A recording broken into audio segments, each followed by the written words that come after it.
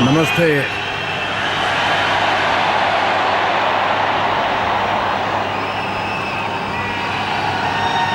साल मुबारक।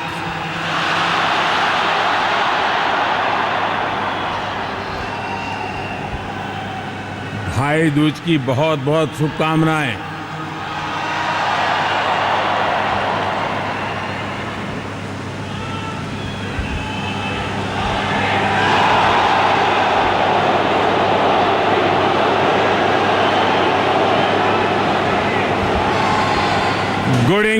Good evening, family.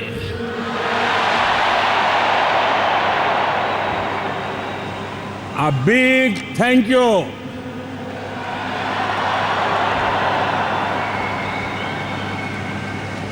Big thank you for being here.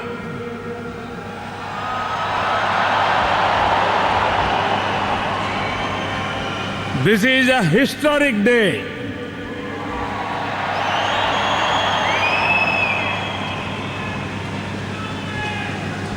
For a great partnership, and you are the heartbeat.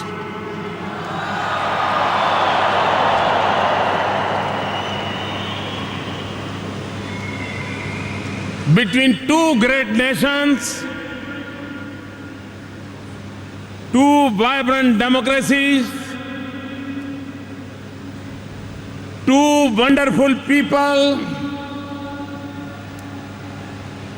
we are celebrating this very special relationship in this very special venue.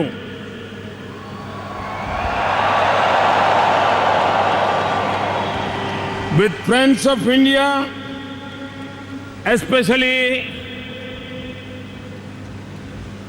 Excellency Prime Minister Cameron.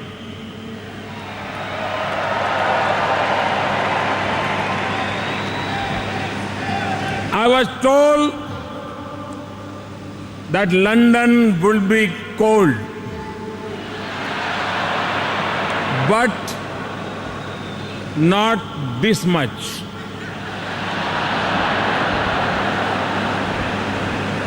Your wonderful and warm welcome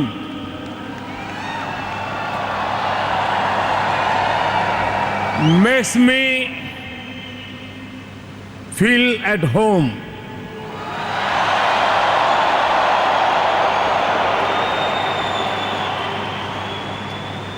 I am grateful to Prime Minister Cameron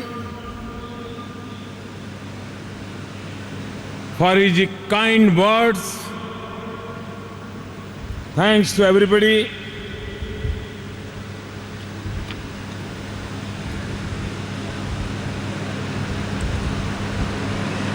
Diwali ठीक से मनाई?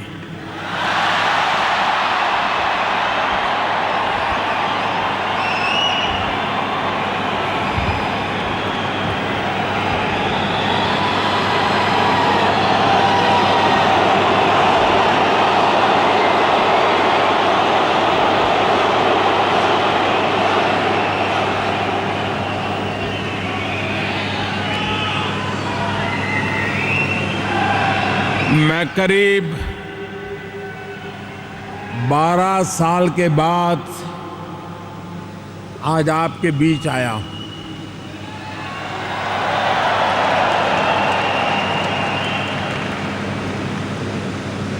बारह साल में Thames में बहुत पानी बह चुका है।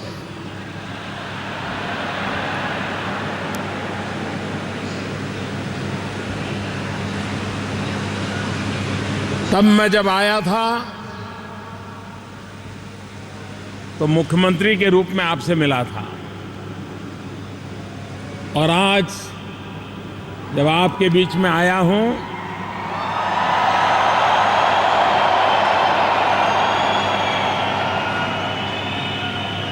तो देशवासियों ने मुझे एक नई जिम्मेवारी दी है।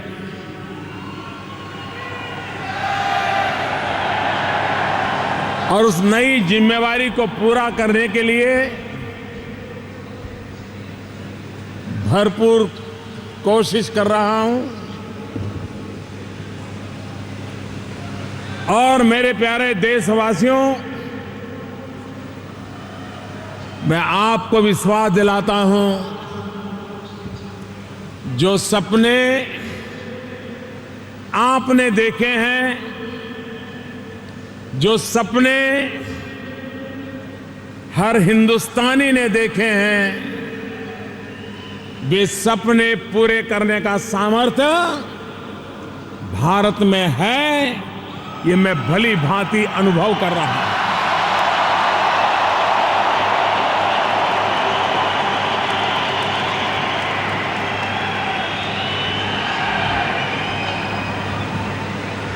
पिछले 18 महीने के अनुभव से मैं कह सकता हूं कि भारत को गरीब रहने का कोई कारण नहीं है।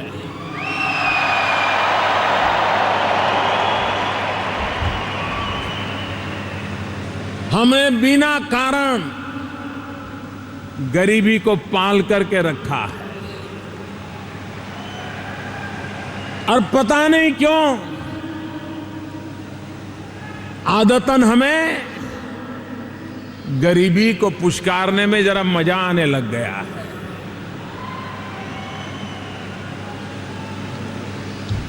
भारत सामर्थ्यवान है। 125 करोड़ देशवासी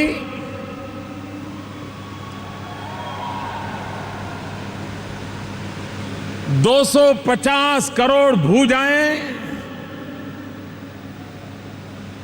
और वो देश जिसमें 800 मिलियन 65% जनसंख्या 35 साल से कम उम्र की हो।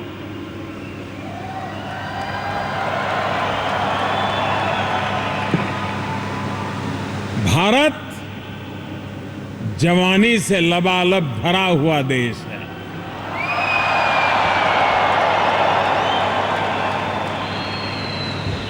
और जिस देश के पास इतने युवा हो, वो देश अब पीछे नहीं रह सकता, और वो देश विकास की इस यात्रा में अब रुक नहीं सकता है।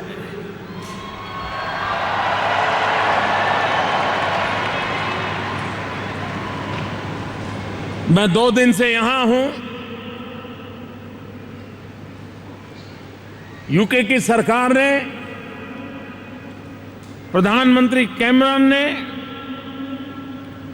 जिस गर्मजोशी से स्वागत किया, सम्मान किया, उनके लिए मैं उनका हृदय से बहुत बहुत आभारी हूं।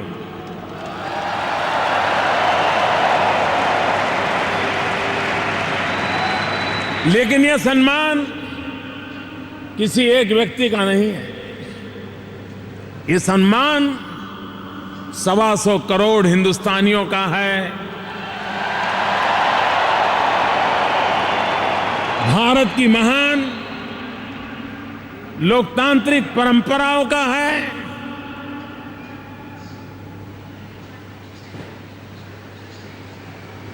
प्रधानमंत्री कैमरन के साथ इसके पूर्व भी मुझे अनेक बार मिलने का, बातचीत करने का अवसर मिला है, और मैंने अनुभव किया है, उनसे जब भी मिलना हुआ, वो ब्रिटेन में रहने वाले भारतीय समुदाय के लिए इतनी तारीफ करते हैं, इतनी तारीफ करते हैं, इतना इतना गौरवगान करते हैं।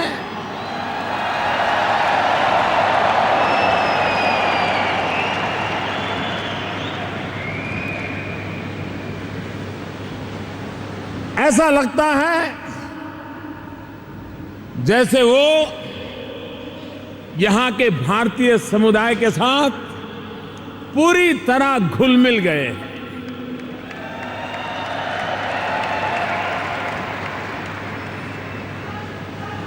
भारतीय समुदाय के प्रति उनकी संवेदना साफ साफ नजर आती है। मैं उनके भारतीयों के प्रति जो प्रेम है, इसके लिए उनका अभिनंदन करता हूं, उनका धन्यवाद करता हूं।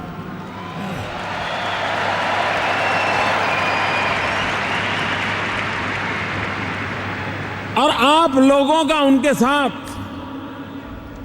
जो नाता है और आपके माध्यम से उन्होंने भारत को जिस रूप से जाना है, और उसके कारण भारत के प्रति भी उनके मन में वही आदर, वही लगाव हर बात में महसूस होता है।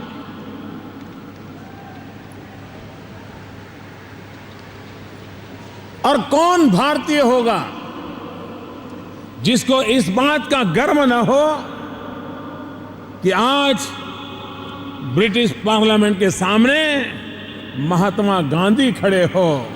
इससे बड़ा गर्व क्या होगा।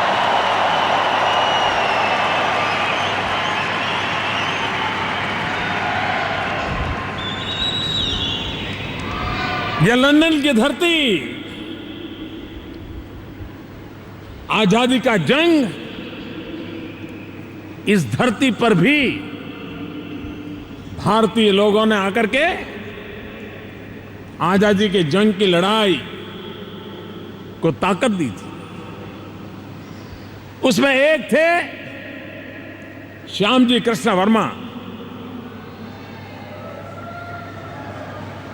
1930 में उनका स्वर्गवास हो गया। विद्वान थे, बैरिस्टर थे, और यहां रह करके वे अंग्रेजों के खिलाफ लड़ाई लड़ते थे, भारत की आजादी के लिए लड़ाई लड़ते थे।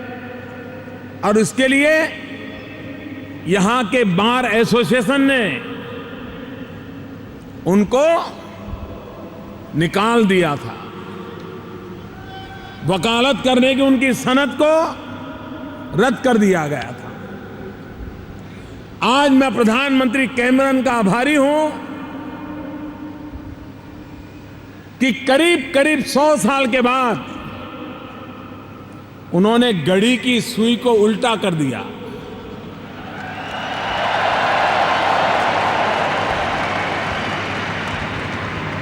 और कल मुझे श्यामजी कृष्ण वर्मा को, जो अब तो रहे नहीं, लेकिन उनके सम्मान में उनको फिर से बार की मेंबरशिप को कंटिन्यू करने वाला कागज मुझे सौंपा।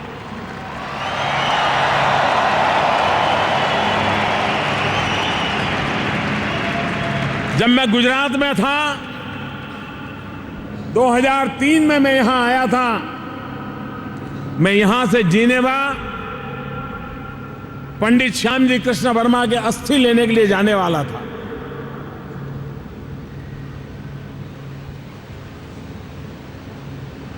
श्यामजी कृष्ण वर्मा लंदन की धरती पर रह करके आजादी का जंग लड़ रहे थे। वीर सावरकर जैसे अनेक महापुरुषों को, मदनलाल धिंगरा जैसे तेजस्वी ओजस्वी नौजवानों को वे यहां प्रोत्साहित करते थे।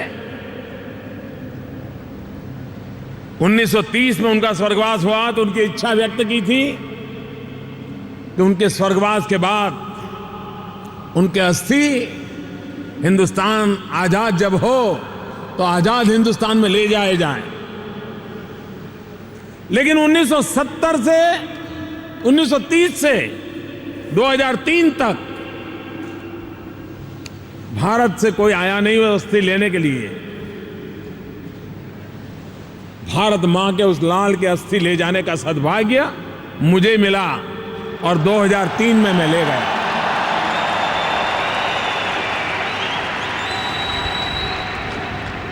और गुजरात में कच्छ मांडवी जो उनका जन्म स्थान था, वहां एक भव्य स्मारक बनाया है। उनकी श्रीमती जी की अस्थि वहां रखे हैं। आज मुझे यहां के बार का जो स्वीकृति पत्र फिर से मिला है, वो भी मैं गुजरात सरकार को सुपुर्द करूंगा और वो भी उस म्यूजियम में रखा जाएगा। और इसलिए मैं कहता हूं कि प्रधानमंत्री कैमरन ने घड़ी की सुई को उल्टा घुमाया है। मैं उनका आभारी हूं।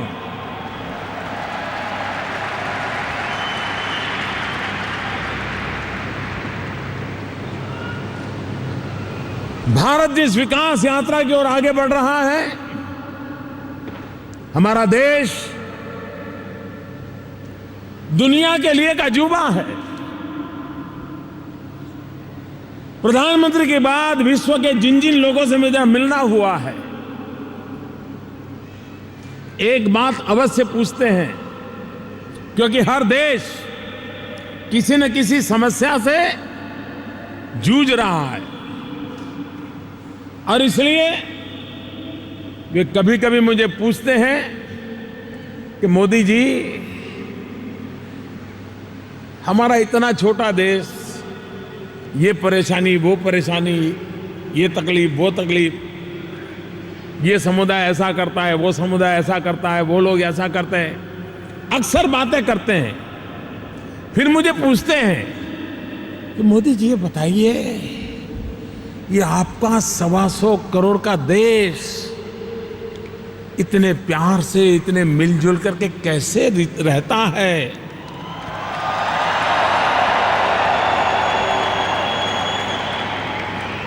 लोगों को आश्चर्य है, ऐसा देश जहां 100 भाषाएं हो, 1500 बोलियां हो, हजारों प्रकार के खान पान की पद्धतियां हो, दक्षिण से निकले उत्तर पहुंचते पहुंचते सैकड़ों प्रकार की वेशभूषा नजर आती हो, कितनी विविधताओं से भरा हुआ हमारा देश है। और विविधता ये हमारी विशेषता भी है, विविधता ये हमारी आन बान शान भी है, विविधता ये हमारी शक्ति भी है।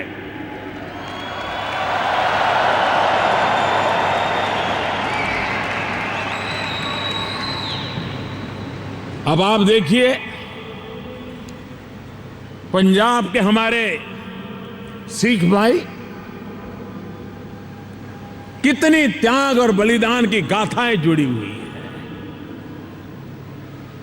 भारत की आन बान शान के लिए कितने सिखों ने अपने सर न्यौछावर कर दिए थे।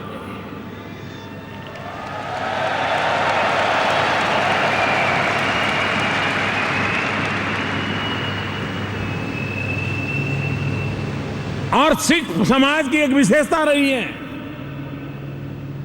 कि वे मां भारती की भी रक्षा करते रहे।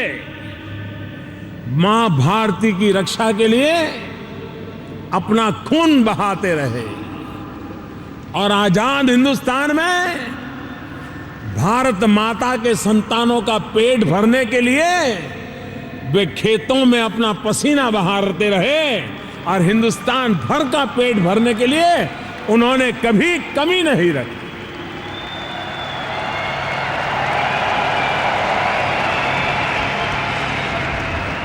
मैं जब कल यहां आया, यहां के सिख समाज के सभी वरिष्ठ लोग मुझे मिलने आए थे। बहुत प्यार से बातें हुई। हम दोनों ने मिलकर के अपने दुखों को, दर्दों को बांटा। उनके दिल पर जो गुजरती हैं बातें, उनकी भावनाओं का मैं आदर करता हूं, उनकी कठिनाई को मैं समझता हूं। और मैंने विश्वास दिलाया है कि जिन जिन बातों को आप कह रहे हैं, मैं पूरी तरह उन चीजों में लगा हुआ हूं। आने वाले भविष्य में आपको उसके नतीजे भी नजर आ जाएंगे।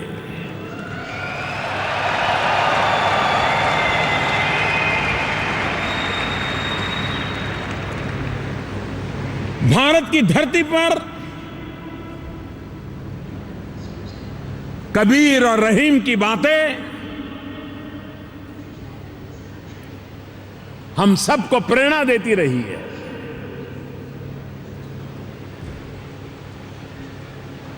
सूफी परंपरा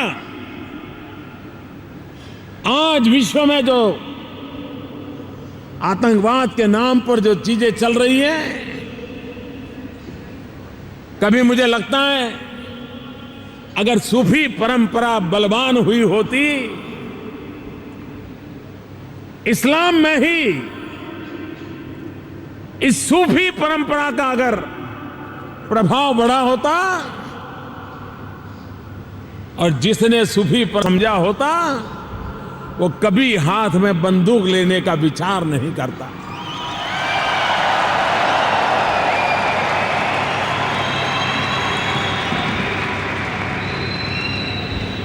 ऐसी विविधताओं से भरी दुनिया के सभी प्रमुख संप्रदाय हिंदुस्तान की धरती पर है।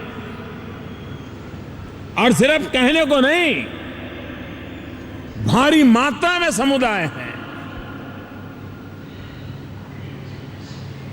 हमारे यहां रुचियां कितनी है, हमारे यहां विविधताएं कितनी है। हमारे यहां पेड़ पौधे देखें, यह देश विविधताओं से, परमात्मा की कृपा से पुलकित हुआ है। और आप उस देश के एक प्रकार से सच्चे एम्बेसडर हैं।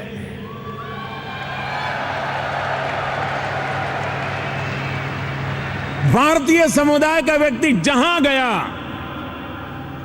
वहां सबके साथ रहने का, जीने के संस्कार लेकर के गया। विविधताओं के बीच में भी सबके साथ कैसे जिया जाता है, अपनी परंपराओं को बचाते हुए सबके साथ कैसे घुल मिल करके जिंदगी जी सकते हैं। अगल बगल में किसी को खरोच भी ना आ जाए, उसके बाद भी गति तेज कर सकते हैं, लक्ष्य को प्राप्त कर सकते हैं, ऊंचाइयां और बढ़ा सकते हैं। ये आपने दिखाया।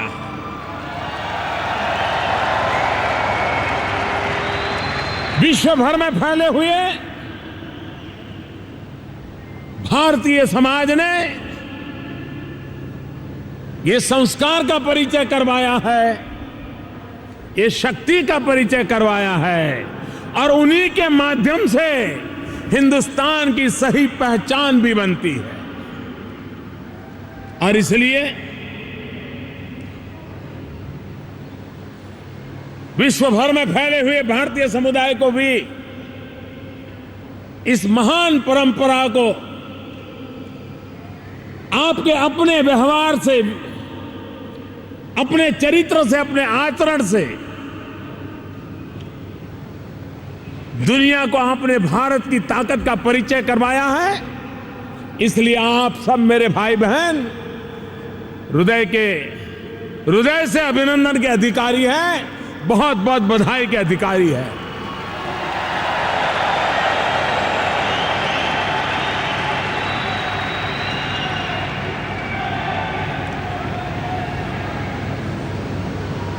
भाइयों बहनों,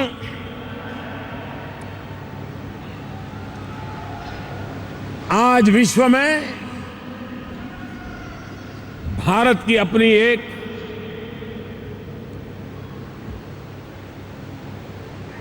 गरिमा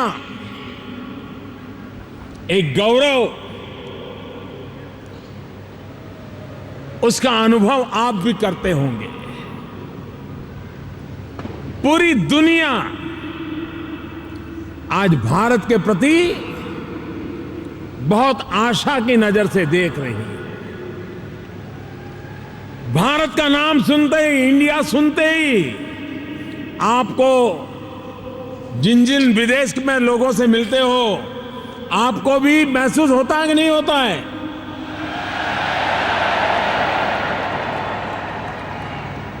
आपको भी ध्यान में आता है कि दुनिया का नजरिया बदला है।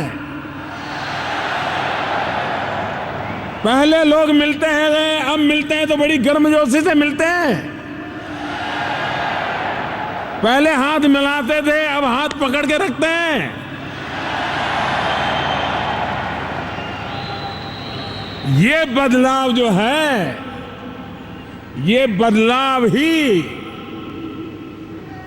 भारत की सफलता की एक निशानी के रूप में है। विश्व आज भारत को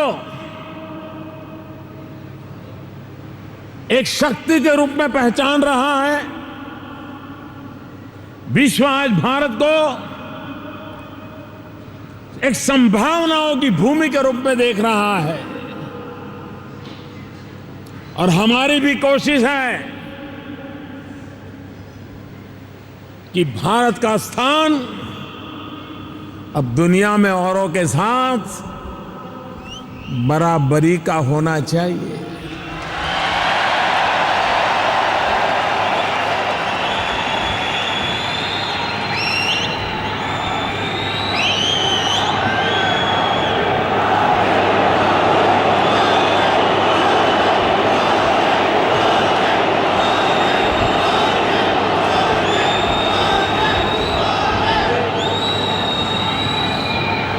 और हम दुनिया से अब मेहरबानी नहीं चाहते।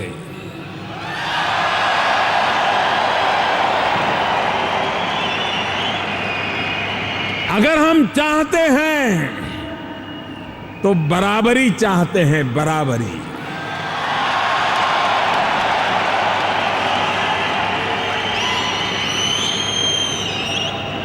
और मैं 18 महीनों के अनुभव से कह सकता हूं कि आज भारत के साथ जो भी बात करता है वो बराबरी से बात करता है।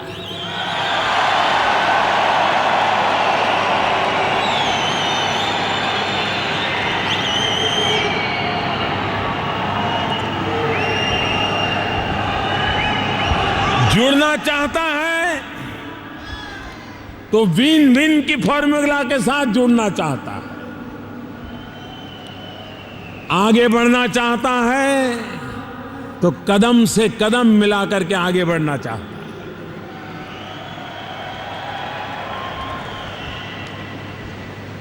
और ये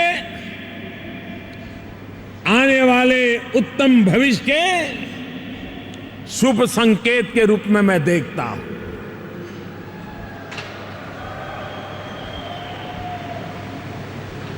विश्व जिन समस्याओं से जूझ रहा है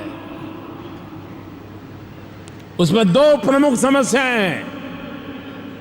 सारी दुनिया के जितने भी नेता जब भी मिलते हैं इन दो बातों की, परेशानियों की चर्चा करते ही करते हैं। एक आतंकवाद, दूसरा ग्लोबल वार्मिंग। आतंकवाद हो या ग्लोबल वार्मिंग हो, सारी मानव जात को बचाने की जिम्मेवारी सभी देशों की है, मानवता में विश्वास करने वाले हर नागरिक की है।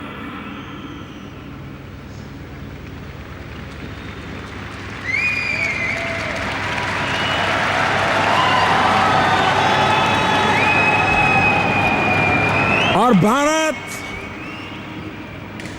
भारत इसके लिए सही रास्ता दिखा सकता है। महात्मा गांधी का जीवन, महात्मा गांधी के उपदेश, महात्मा गांधी का अहिंसा का शस्त्र, उसमें वो ताकत है। अगर आज के परिप्रेक्ष्य में विश्व गांधी को समझने का प्रयास करें तो आतंकवाद से मुक्ति का रास्ता भी मिल सकता है और ग्लोबल वार्मिंग से मुक्ति का भी रास्ता मिल सकता है, क्योंकि गांधी इतने दीर्घदृष्टा थे। और इसलिए भारत की वो भी जिम्मेवारी है कि ऐसे संकट की घड़ी में मानवता के कल्याण के लिए विश्व को इन समस्याओं से बाहर निकलने के लिए भारत अपनी भूमिका निभा रहा है और आगे भी निभाता रहेगा। ये मैं आप मेरे देशवासियों को विश्वास दिलाता हूं।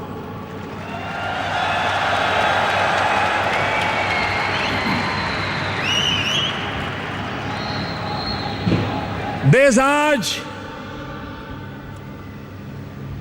विकास की नई ऊंचाइयों की ओर तेज गति से चल रहा है।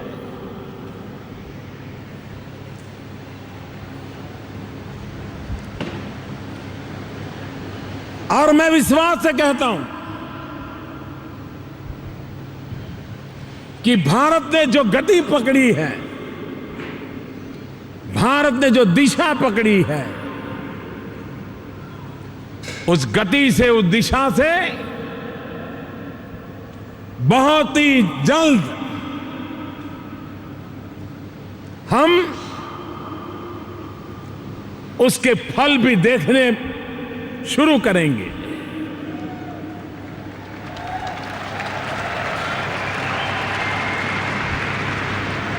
आजादी के 70 साल के बाद आपको जानकर के हैरानी होगी, आज भी हिंदुस्तान में 18,000 गांव ऐसे हैं जहां बिजली का खंभा भी नहीं पहुंचा है। आप मुझे बताइए भाइयों बहनों, क्या ये काम मुझे पूरा करना चाहिए कि नहीं करना चाहिए? उन 18,000 गांव में जहां बिजली नहीं पहुंची है, वहां बिजली पहुंचनी चाहिए कि नहीं पहुंचनी चाहिए?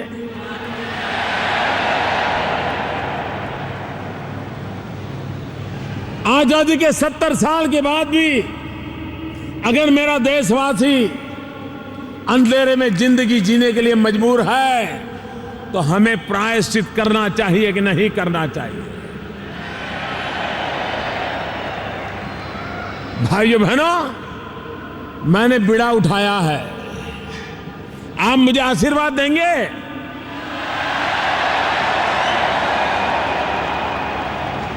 मैंने बीड़ा उठाया है, राज्यों से कहा है मुझे मदद कीजिए। आने वाले 1000 दिवस में इन 18,000 गांव में बिजली पहुंचाने का संकल्प करके चला।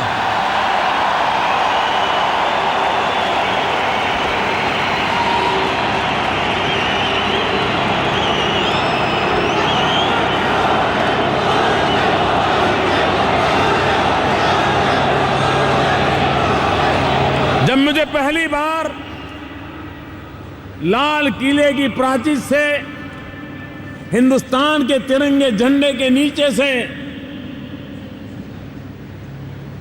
देश को संबोधित करने का पहला अवसर मिला,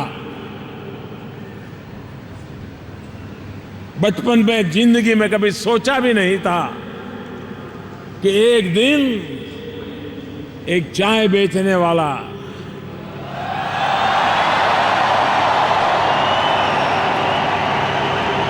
गरीब परिवार का बेटा लाल किले की प्राची से हिंदुस्तान का तिरंगा झंडा फहराता होगा।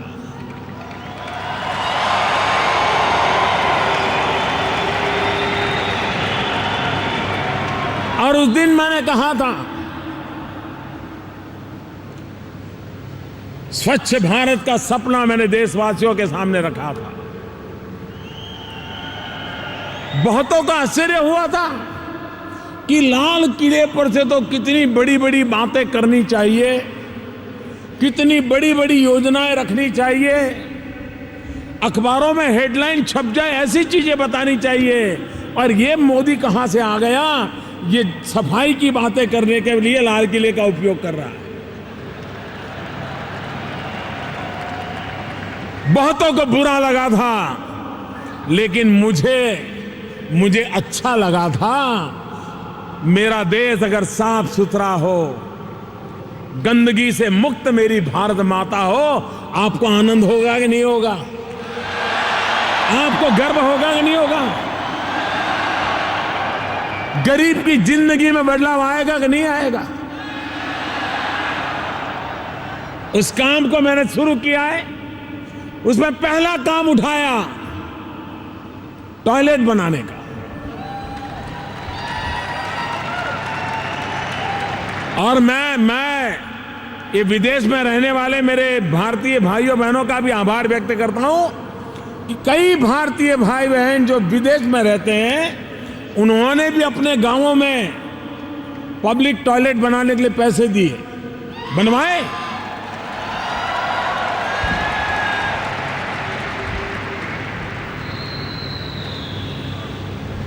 हमारे यहां बालिकाएं 3 साल, 5 साल, 6 साल, 8 साल, दूसरी या तीसरी कक्षा में आती हैं तो स्कूल जाना छोड़ देती है। पता चला कारण क्या? तो बच्चियों के लिए स्कूल में अलग टॉयलेट नहीं था। क्या 21वीं सदी में हमारी बेटियां अनपढ़ रहे, ये हमें मंजूर है क्या? क्या उनके साथ अन्याय है कि नहीं है? और इसलिए मैंने एक बीड़ा उठाया, एक निश्चित समय सीमा में भारत की सभी स्कूलों में गर्ल चाइल्ड के लिए अलग टॉयलेट बनना चाहिए। और आज मैं खुशी से कह सकता हूं कि सबने मिलकर के उस काम को पूरा कर दिया।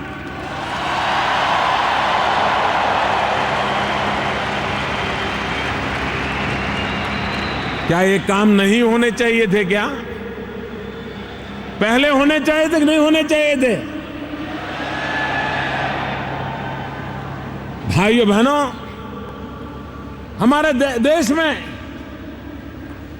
40% लोग ऐसे थे जिनका बैंक में अकाउंट भी नहीं था। आज के युग में अगर बैंक खाते में कोई गरीब को बैंक के दरवाजे तक जाने की स्थिति ना हो तो इससे बड़ी शर्मिंदगी क्या हो सकती है। और इसलिए एक अभियान चलाया। 100-150 दिन के अंदर 19 करोड़ नए बैंक के खाते खुल गए।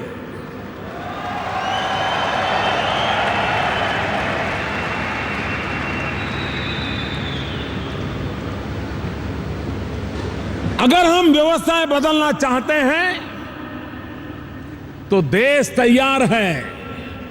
देश ने अपना मन बना लिया है और उसके कारण बदलाव नजर आने लगा है। भाइयों बहनों, भारत अपनी पुरानी समस्याओं से मुक्त हो,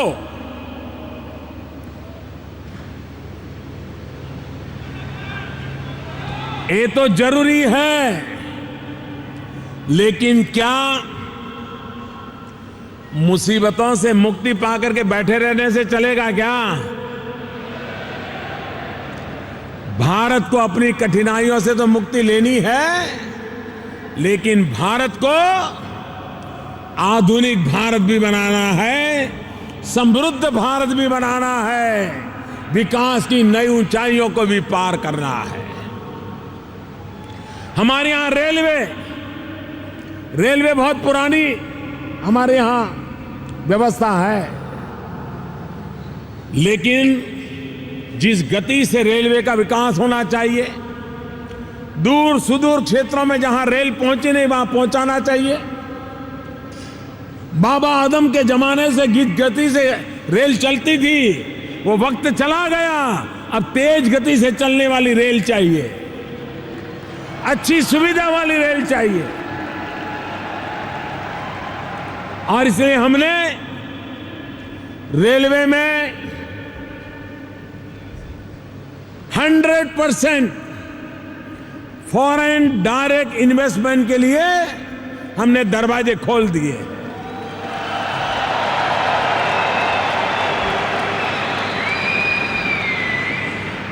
पहली बार लंदन स्टॉक एक्सचेंज में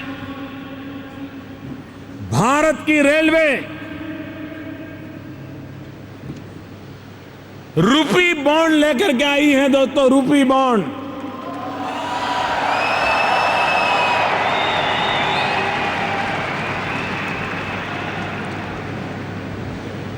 ये पहली बार हुआ है और हम तो जब बॉन्ड की बात आती है तो सबसे पहले जेम्स बॉन्ड की याद आती है।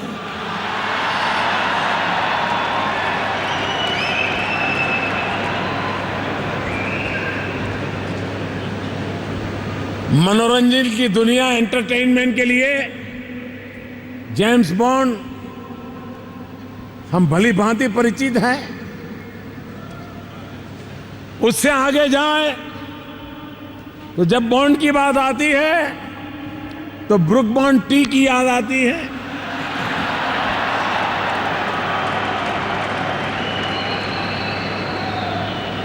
अगर जेम्स बॉन्ड मनोरंजन देता है तो ब्रुक बॉन्ड ताजगी देता है। Book Bond tea, bond that's bond.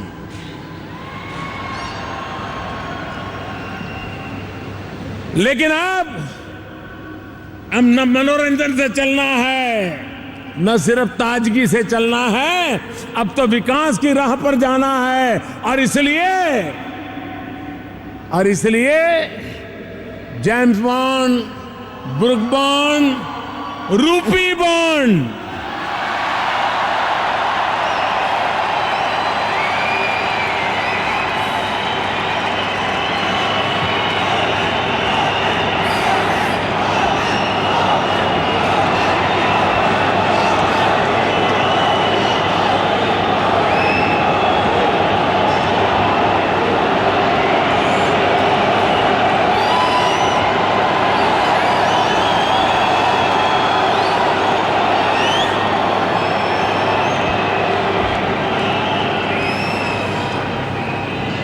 Foreign direct investment में एफडीआई, और जब मैं एफडीआई की बात करता हूं तो उसका एक महत्वपूर्ण पहलू तो है फॉरेन डायरेक्ट इन्वेस्टमेंट, लेकिन मेरे लिए दूसरा भी महत्वपूर्ण पहलू है फास्ट डेवलप इंडिया।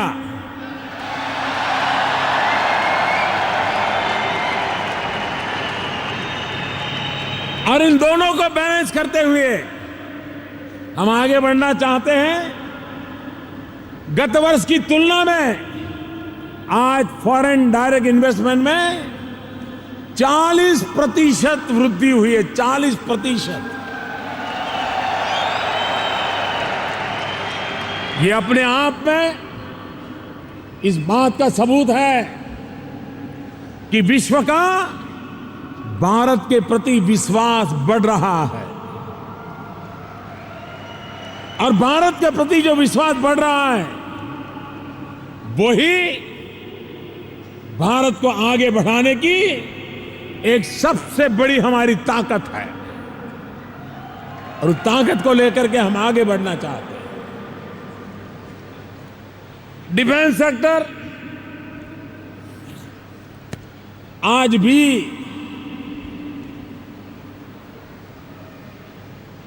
हमारी रक्षा के लिए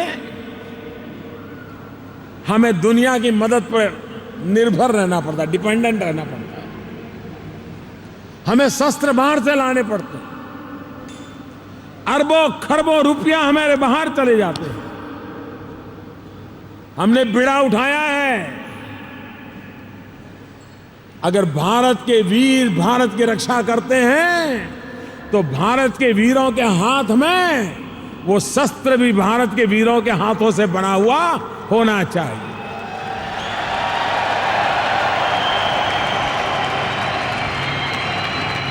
और इसलिए दुनिया से रक्षा के क्षेत्र में उपयोग आने वाले साधन, चाहे वो पनडुब्बियां हो, चाहे हेलीकॉप्टर हो, हवाई जहाज हो, टैंक हो,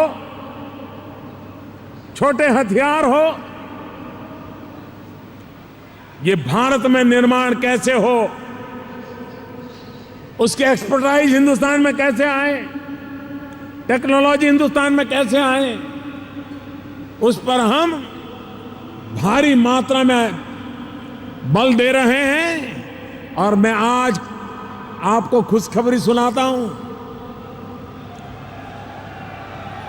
शस्त्रास्त्र की दुनिया में जो भी बड़े बड़े प्लेयर हैं वे आज भारत के साथ बातचीत कर रहे हैं, भारत में आने के लिए दरवाजे खोज रहे हैं।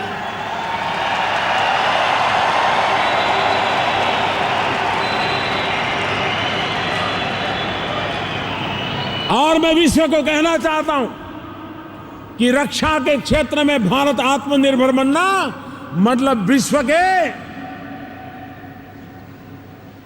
1/6 ह्यूमैनिटी, हम दुनिया की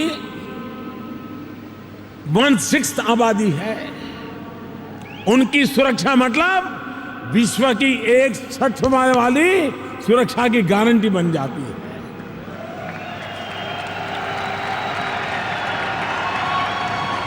और वो अपने आप में दुनिया को सुरक्षित रखने की एक ताकत भी देती है, नया विश्वास पैदा करती है। हम अपना तो भला करना चाहते हैं, लेकिन हमारी भलाई में औरों की भलाई भी होनी चाहिए। मैंने कहा था ग्लोबल वार्मिंग की चिंता, भारत ने बीड़ा उठाया है 2 चीजों का। एक, हम दुनिया को सूर्यपुत्र राष्ट्र, वो देश जिनको सूर्य की शक्ति का अधिक लाभ मिलता है, जहां गर्मी रहती है, उजाला रहता है, पूरे विश्व के ऐसे देशों का हम एक संगठन करना चाहते हैं। भारत ने बीड़ा उठाया है कि दुनिया में 102 देश ऐसे हैं कि जिनको सहज रूप से सूर्य शक्ति का लाभ मिलता है। वो एक प्रकार से सूर्यपुत्र राष्ट्र है। दुनिया में पेट्रोल वाले देशों का संगठन है, G7 है, G20 है, आसियान है, सब कुछ है, लेकिन सूर्यपुत्रों को कभी इकट्ठा किसी ने नहीं किया। हमने बीड़ा उठाया है दुनिया के सूर्यपुत्रों को इकट्ठा करना।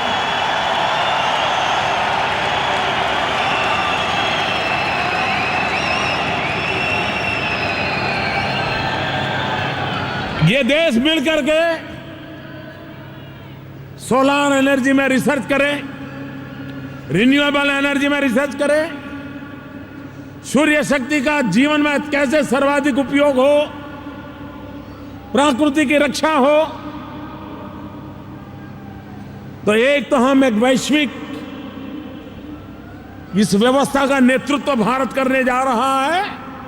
और मैं देख रहा हूं, मैं पिछले कुछ दिनों से विश्व के नेताओं से बात कर रहा हूं, सब दूर से मुझे सकारात्मक समर्थन मिल रहा है।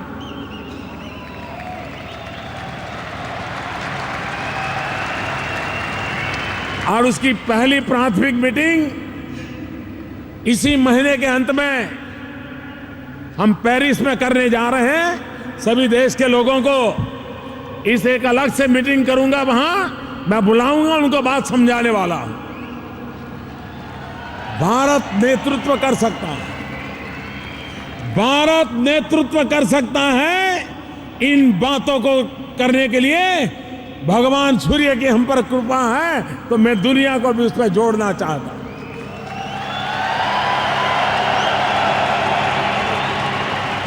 दूसरा काम, ये बात सही है कि भारत में अभी हर जगह पे 24 घंटे बिजली नहीं पहुंचती। 18,000 गांव तो मैंने बताया कि जहां खंभा भी नहीं है, लेकिन जहां बिजली है वहां पे नहीं है। हमने बीड़ा उठाया है। 2019 महात्मा गांधी के 150 साल हो रहे हैं। 2 सपने हैं मेरे, एक सफाई का और दूसरा 24 घंटे बिजली पहुंचाने का।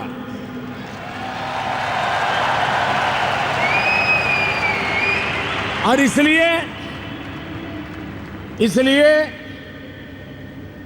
हमने एक अभियान चलाया है, सोलर एनर्जी का, विंड एनर्जी का, रिन्यूएबल एनर्जी का। 175 गीगावाट रिन्यूएबल एनर्जी का काम शुरू किया है। भारत में जब भी बिजली की बात आती थी, मेगावाट की बात आती थी। मेगावाट से ज्यादा हम कभी सोच ही नहीं पाते थे। पहली बार हिंदुस्तान गीगावाट पर सोचने लगा है।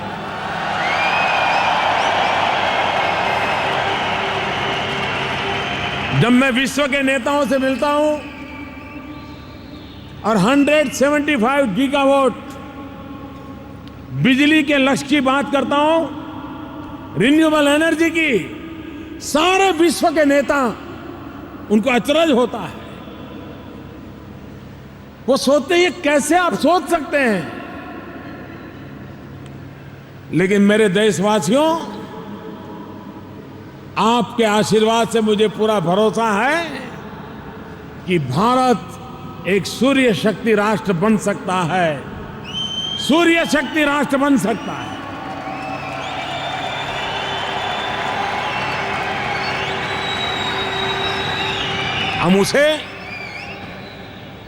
हम उसे बनाने की दिशा में, और उसके बाद जो छोटे छोटे टापू देश हैं, जो जिंदगी और मौत के बीच गुजारा कर रहे हैं, उनको लगता है कि ग्लोबल वार्मिंग के कारण अगर समुद्र की सतह बढ़ गई तो उनका टापू डूब जाएगा, कहां जाएंगे। ऐसे सैकड़ों टापुओं पर रहने वाले लोग, उनके जिंदगी में खुशी लाने का काम हिंदुस्तान की धरती पर हो सकता है, और उस काम को हम कर रहे हैं दोस्तों।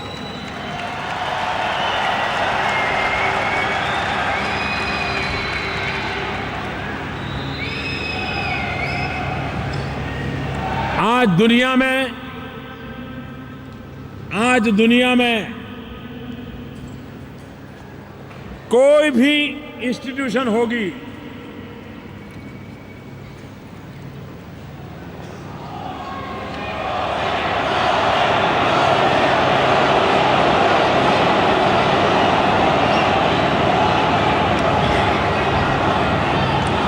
चाहे वर्ल्ड बैंक हो, IMF हो, दुनिया की कोई भी रेटिंग एजेंसी हो, हर कोई एक स्वर से कहता है कि भारत विश्व के बड़े देशों की सबसे तेज गति से आगे बढ़ने वाली इकोनॉमी है।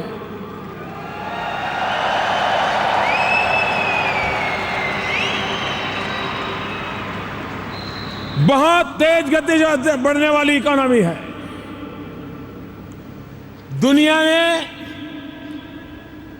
एक ट्रांसपेरेंसी इंटरनेशनल इस प्रकार का रेटिंग करते हैं कि वो कौन देश है जहां भ्रष्टाचार कम है और भ्रष्टाचार कम हो रहा है। हम जानते हैं हमारे देश में ये बदनामी हमको हमारे सर पे लिखी हुई है।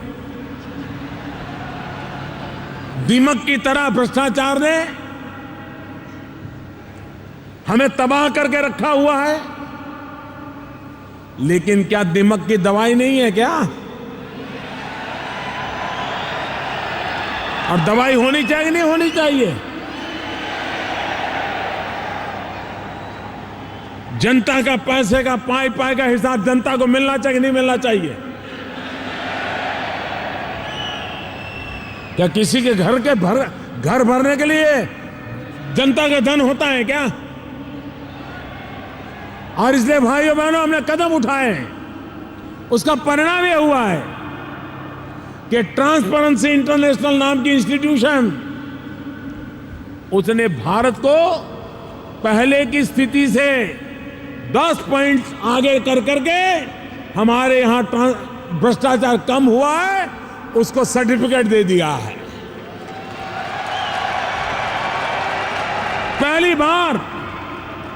पहली बार हम चाइना से अच्छी स्थिति में आ गए जो कभी नहीं आते थे। ईज ऑफ डूइंग बिजनेस में हम दुनिया के आखिरी छोर पर खड़े थे। हमने कुछ कदम उठाए, कुछ निर्णय किए। आज हम बहुत तेजी से हमारा नंबर ऊपर की ओर जा रहा है और देखते ही देखते सुफल उसके नजर आने लगे हैं। मेरा कहने का तात्पर्य है हमें आधुनिक भारत बनाना। क्लीन इंडिया हो, स्किल इंडिया हो, डिजिटल इंडिया हो, इन सभी क्षेत्रों में हम कार्य को नई ऊंचाइयों पर ले जाने की दिशा में एक भरपूर प्रयास कर रहे हैं। लेकिन मेरे देशवासियों, हम ये गलती कभी ना करें कि जो हम टीवी के पर्दे पर देखते हैं बस वही हिंदुस्तान है, ऐसा सोचने की गलती कभी ना करें।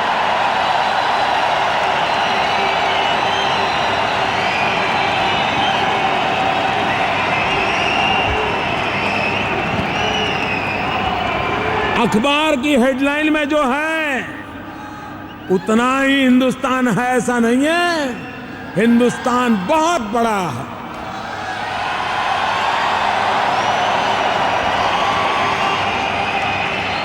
टीवी के पर्दे के बाहर भी 125 करोड़ देशवासियों का हिंदुस्तान बहुत गहरा हिंदुस्तान है, बहुत ऊंचा हिंदुस्तान है, बहुत ही उत्तम हिंदुस्तान है। और इसलिए न कभी आपने पढ़ा होगा न कभी आपने सुना होगा, भाइयों बहनों, राजस्थान में अलवर करके एक जगह है। अलवर में इमरान खान नाम का एक व्यक्ति है। ये इमरान खान शिक्षा के लिए समर्पित व्यक्ति है। अलवर जैसे छोटे स्थान का इमरान खान, उसने मोबाइल फोन की 50 ऐप्स बनाई और वो भी विद्यार्थियों को काम आए ऐसी शिक्षा के संबंधी उसने ऐप बनाई। और बनाई इतना नहीं, अलवर के इमरान खान ने खुद ने बनाई हुई शिक्षा में स्टूडेंट को काम आने वाली ये 50 ऐप उसने विद्यार्थियों के नाम मुफ्त में समर्पित कर दी।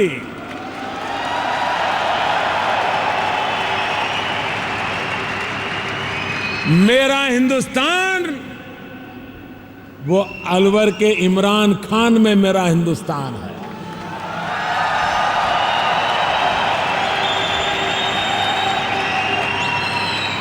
भाइयों बहनों, कुछ समय पहले हरियाणा, जहां हमारे यहां बेटा और बेटी के रेशियो में बहुत बड़ा अंतर है, मैंने एक अभियान चलाया वहां, बेटी बचाओ बेटी पढ़ाओ। शुरुआत मैंने हरियाणा से की और उसका असर ऐसा था कि एक छोटे से गांव के एक सरपंच ने सेल्फी विद डॉटर ऐसा एक प्रयोग किया। मेरे ध्यान में आया, मैंने उसकी भी तारीफ की और मैं हैरान था, सारी दुनिया में हर किसी के मोबाइल का इंटरेस्ट बन गया था सेल्फी विद डॉटर। एक जन आंदोलन खड़ा हो गया। दुनिया के बड़े बड़े राजनेता हो, शिक्षा जगत के वरिष्ठ लोग हो, आर्थिक जगत के वरिष्ठ लोग हो, हर किसी ने अपनी बेटी के साथ सेल्फी निकाल करके मोबाइल फोन पर सर्कुलेट किया। मां बेटियों का गौरव बढ़ाने का एक अभियान चल पड़ा। ये है मेरा हिंदुस्तान।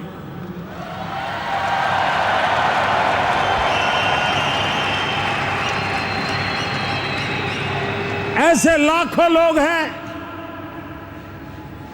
जो आदिवासियों के बीच जाकर के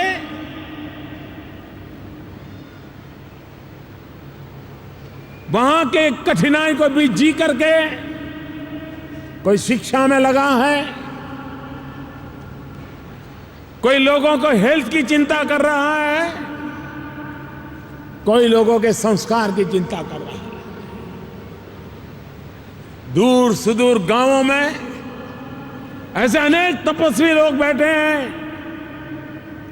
जो जीवन में समाज सेवा का व्रत लेकर के काम कर रहे हैं।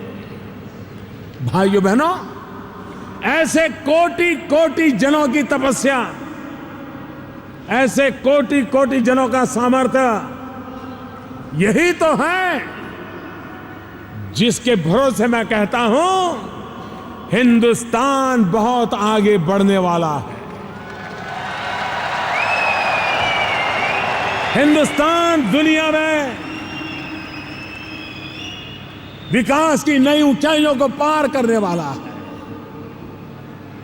भाइयों बहनों, मैं आज जब लंदन में आया हूं, इतनी सारी मात्रा में हमारे प्रवासी भारतीय भाई बहन बैठे हैं। मैं कुछ बातें आपको बताना चाहता हूं। ओसीआई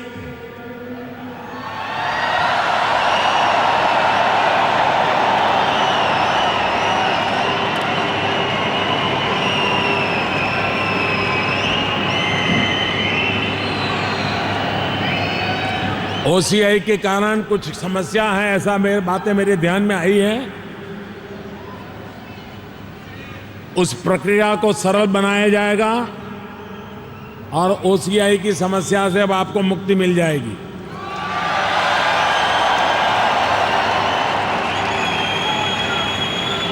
उसी प्रकार से ओसीआई और पीआईओ इसको मर्जर कर दिया हमने,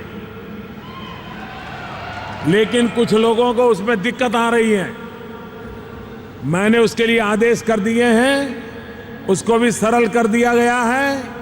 फिर भी आपकी कोई कठिनाइयां होगी तो उसको एड्रेस करने की व्यवस्था बन चुकी है। वीजा का प्रॉब्लम रहता था, अब उसको इलेक्ट्रॉनिक ट्रैवल ऑथराइजेशन कर दिया गया है। उसके कारण आपको उस दिक्कत से भी मुक्ति दिला गई है। भारत सरकार ने मदद नाम का एक ऑनलाइन प्लेटफॉर्म तैयार किया है, MADAD मदद। उस ऑनलाइन प्लेटफॉर्म पर जाकर के आप अपनी आवश्यक चीजें प्राप्त कर सकते हैं।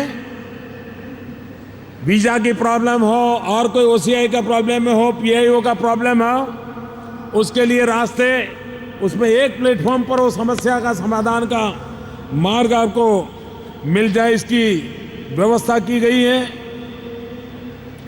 एक ई-माइग्रेशन पोर्टल बनाया गया है, जिसके कारण एक स्थान पर से दूसरे स्थान पर जाने वाले व्यक्ति को प्राथमिक जानकारियों की जरूरत पड़ती है। ये ई-माइग्रेशन पोर्टल के द्वारा वो जानकारियां भी आपको उपलब्ध हो जाएगी। एक इंडियन कम्युनिटी वेलफेयर फंड, विश्व में रहने वाले भारतीयों को कभी कभी संकट आ जाता है, उनको संकट से मदद करने के लिए इंडियन कम्युनिटी वेलफेयर फंड, इसकी भी व्यवस्था कर दी गई है। और मैं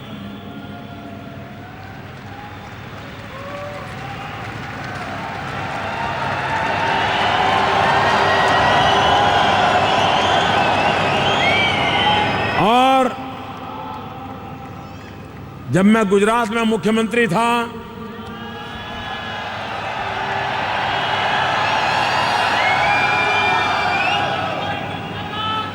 तो लंदन से जो भी लोग मिलने आते थे मेरा गला पकड़ते थे।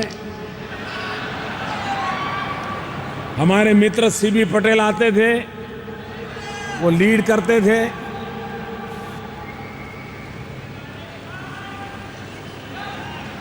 और मैं कहता था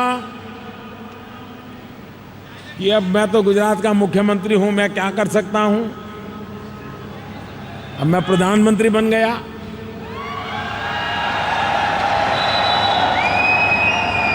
तो ये मुझे कह रहे हैं कि मोदी जी बताओ, अब तो मुख्यमंत्री नहीं हो, क्या करोगे। तो आज मैं लंदन की धरती पर आया हूं। 2003 में आया था, तब मैं काम यहां करके गया था, लंदन अहमदाबाद के बीच में डायरेक्ट फ्लाइट।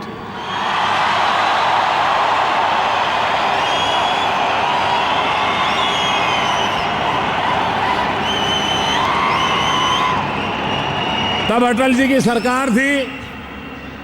यहां के लोगों ने मुझे जो कहा, मैंने उनको पहुंचाया और अटल जी ने उस काम को कर दिया था। लेकिन बाद में क्या हुआ आप जानते हैं। कैसे हुआ मैं बताना नहीं चाहता, क्यों हुआ मुझे भी मालूम नहीं, किसने किया अब नाप देने की जरूरत क्या है।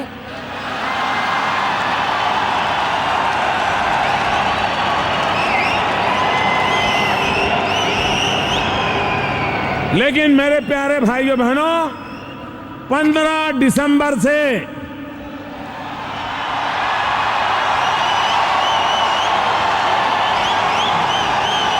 क्या 15 दिसंबर से क्या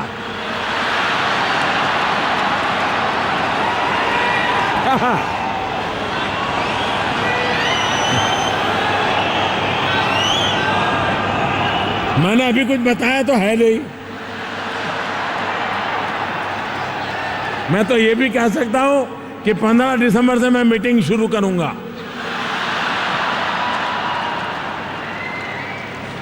तो मेरे प्यारे देशवासियों, 15 दिसंबर से लंदन अहमदाबाद डायरेक्ट फ्लाइट शुरू हो जाएगी।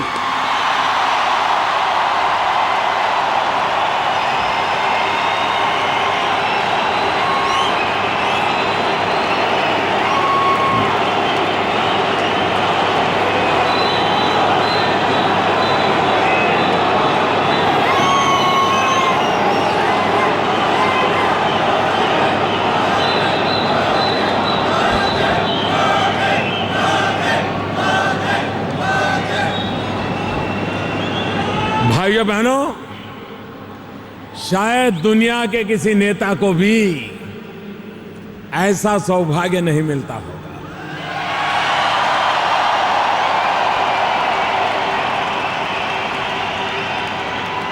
ये आपका आशीर्वाद, ये आपका प्यार ऐसी ठंड में भी इतनी बड़ी तादाद में आज आपने एक नया इतिहास बना दिया है।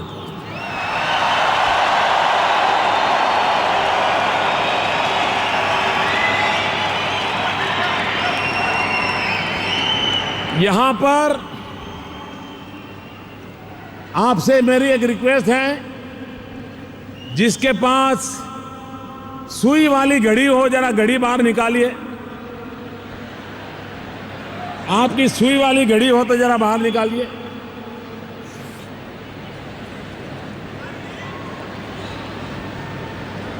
कितने बजे हैं? 6:45। मैं जरा आपको एक रहस्य बताना चाहता हूं। भारत और इंग्लैंड का नाता कितना गहरा है, भारत और इंग्लैंड के बीच में अपनापन कितना है। हमें भारत और इंग्लैंड के समय को देखने के लिए 2 घड़ी रखने की जरूरत नहीं है। आप इसको उल्टा कर दीजिए, आपको हिंदुस्तान का टाइम नजर आ जाएगा।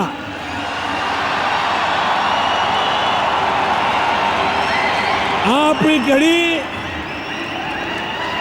अगर आप सीधी करोगे तो यूके का टाइम है, उल्टी करोगे इंडिया का टाइम है।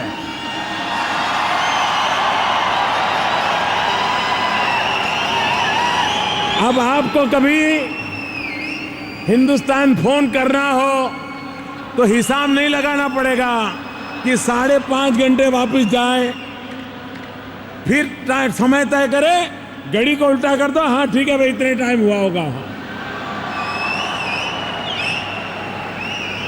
ये दुनिया के कोई भी देश के साथ ऐसा समीकरण नहीं है।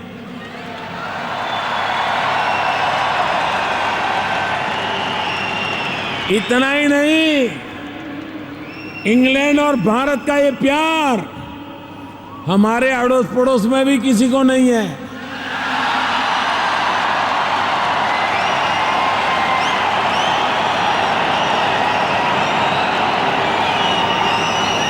ये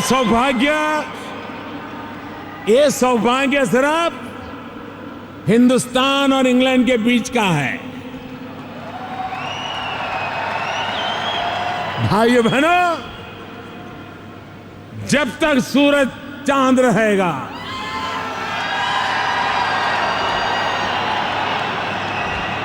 जब तक समय की गति चलेगी,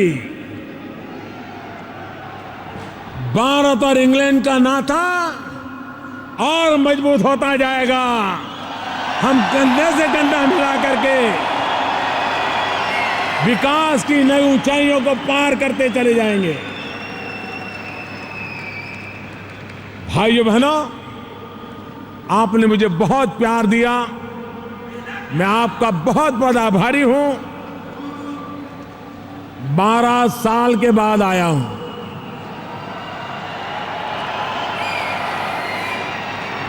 लेकिन 12 साल में जो प्यार आपने समेट के रखा था, वो सारा प्यार की वर्षा आज आपने मेरे पर कर दी।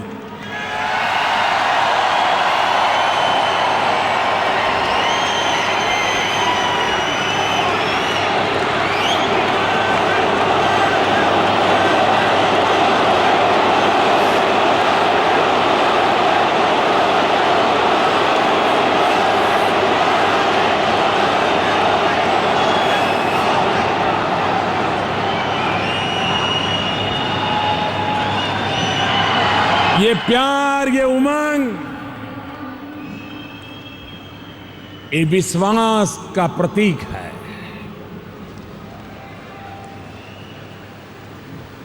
ये आपका उमंग और उत्साह आपके भीतर जो सपने हैं उन सपनों का एहसास कराता है। और मैं मेरे प्यारे देशवासियों आपको विश्वास दिलाना चाहता हूं, आपके माध्यम से विश्व भर में फैले हुए मेरे भारतीय भाइयों बहनों को विश्वास दिलाना चाहता हूं कि आपके पासपोर्ट का रंग कोई भी क्यों न हो, मेरा और आपका नाता उस खून के रंग के साथ जुड़ा हुआ है और जुड़ा रहे। आपके पासपोर्ट के रंग से, आपके पासपोर्ट के रंग से तय नहीं होगा कि आप कौन हैं हमारे लिए, तो आप सब हमारे हैं।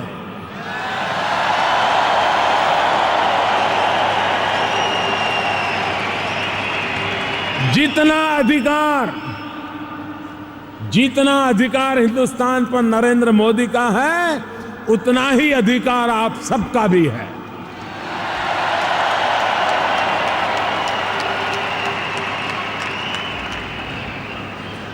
उस हमारी भारत मां के लिए हम भी कोई संकल्प करें, हम भी भारत मां के जीवन के साथ जुड़ने का प्रयास करें, अपनी शक्ति समय कभी न कभी मां भारती के लिए लगाने के लिए कभी न कभी सोचें। देश आपका इंतजार कर रहा है दोस्तों, देश आपकी प्रतीक्षा कर रहा है।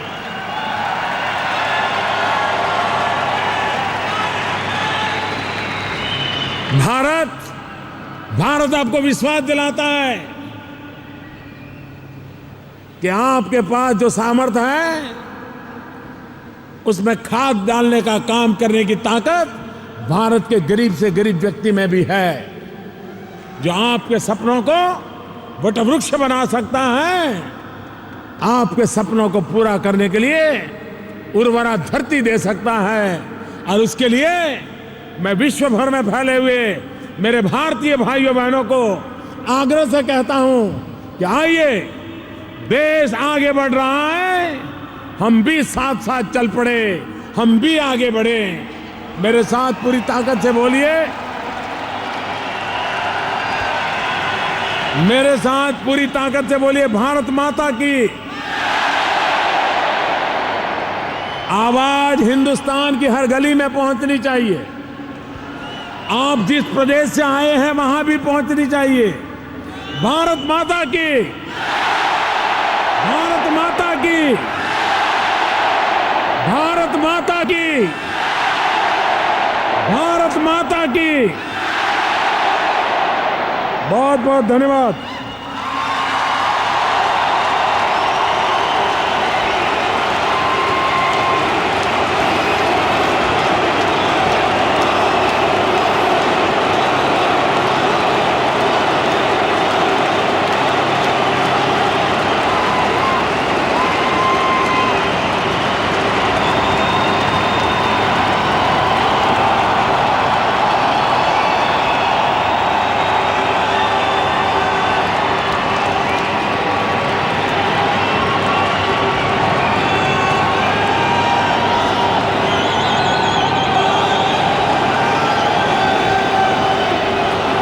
और बहनों, देवियों और सज्जनों, मेहरबानी करके आप अपनी सीट में बैठे रहें, क्योंकि प्राइम मिनिस्टर श्री नरेंद्र मोदी जी आपको मिलने के लिए आ रहे हैं।